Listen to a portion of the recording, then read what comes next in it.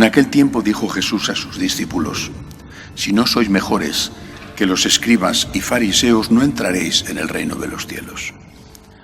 Habéis oído que se dijo a los antiguos: no matarás, y el que mate será procesado.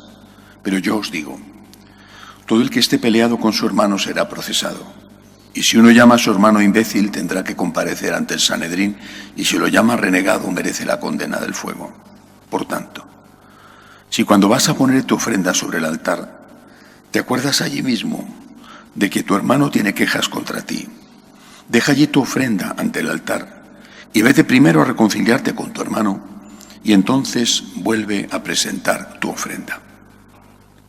Con el que te pone pleito, procura arreglarte enseguida, mientras vais todavía de camino, no sea que te entregue al juez y el juez al alguacil y te metan en la cárcel. Te aseguro que no saldrás de allí hasta que hayas pagado el último cuarto. Palabra del Señor. Si no sois mejores que los escribas y fariseos, dice el Señor, no entraréis. No estaba poniéndoles un mal ejemplo de comparación. Es verdad que los fariseos tienen muy mala prensa.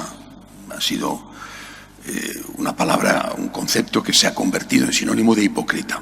Eres un fariseo. Bueno, pero si viviéramos en la época de Jesús, seguramente nos daríamos cuenta de que el fariseo era considerado el hombre bueno de su época, el ejemplar, el modelo.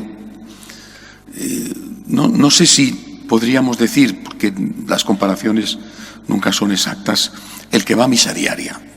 Bueno, ¿a qué se refiere entonces el Señor cuando dice que si no somos mejores que aquellos que son buenos, no vamos a entrar en el reino de los cielos? Me parece que lo explica muy bien el propio Jesús con la parábola de aquel hombre que iba camino de Jericó y fue asaltado por unos bandoleros. Le dejaron malherido, pasó un sacerdote, pasó de largo, pasó un fariseo, pasó de largo, y pasó un samaritano, se paró, le subió en su burro, en su caballería, se lo llevó a la posada, dio dinero para que le curaran. Es decir, la antigua religión, el judaísmo, que es una gran religión, es una religión revelada, forma parte de nuestra religión, es todo el Antiguo Testamento. Jesús era judío, la Virgen María era judía, los apóstoles eran judíos. Me resulta impensable que un cristiano pueda ser antijudío. Esa antigua religión, con tantas cosas maravillosas, los profetas, por ejemplo, esa antigua religión, sin embargo, tenía un límite en la caridad. No hagas el mal. Este principio marca los 10 mandamientos. Los 10 mandamientos que están marcados por la palabra no. No mates, no robes, no mientas, no hagas el mal. Y Jesús dice, si quieres ser mi seguidor, si quieres entrar en el reino de los cielos, no es suficiente. Está muy bien que no hagas el mal, está muy bien, pero no es suficiente. Tienes que hacer el bien. Y ahí es donde nosotros, 2000 años después, seguimos teniendo un déficit de formación primero, de comportamiento después.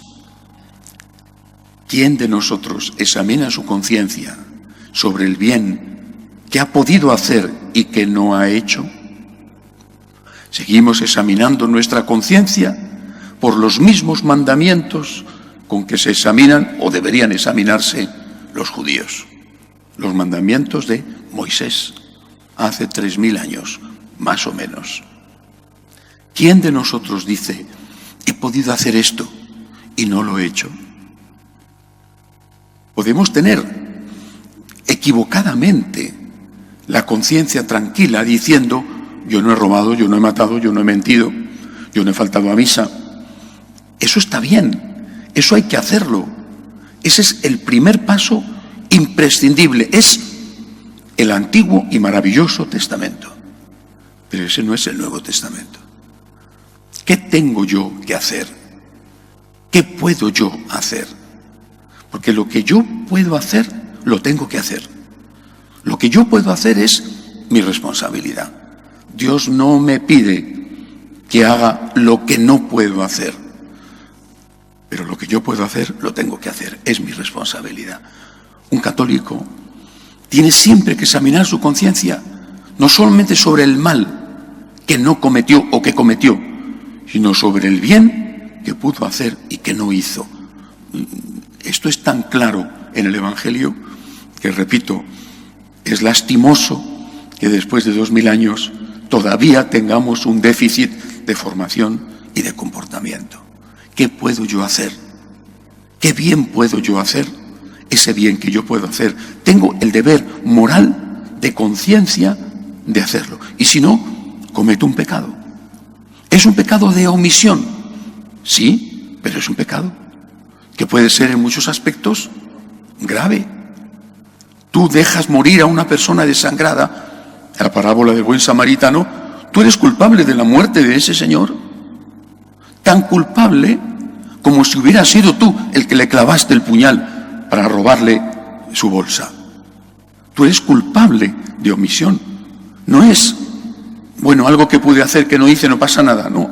Eres culpable de haber cometido un crimen, porque tú pudiste ayudar y no lo quisiste hacer.